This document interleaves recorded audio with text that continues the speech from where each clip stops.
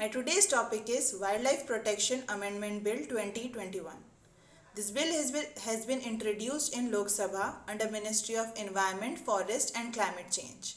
This bill seeks to amend WPA 1972, increase the number of species protected under this law and implement CITES.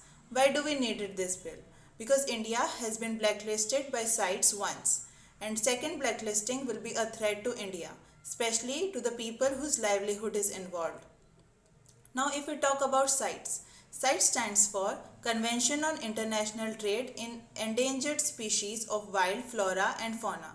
CITES is an international agreement between the government to regulate the international trade of enlisted species through permit.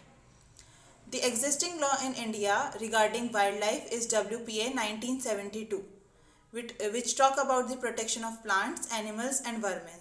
It has 6 schedules, but this bill has reduced 6 schedules to 4 schedules. Schedule 1, highest level of protection. Schedule 2 states the lesser degree of protection, and third schedule is it covers plants. It has eradicated vermin, and fourth schedule will be according to CITES. The authority that will be established by central government in obligation to CITES will be the Management Authority and Scientific Authority. Management Authority will look after the import and export permit.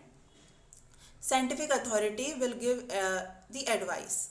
The other people involved in this will be the Gram Sabha permission is also involved, and the Chief Wildlife Warden, which will be appointed by state government, which will look after the maintenance of the sanctuaries. The people which are enlisted in the 5th schedule of Indian Constitution will be given Forest Right Act of 2006.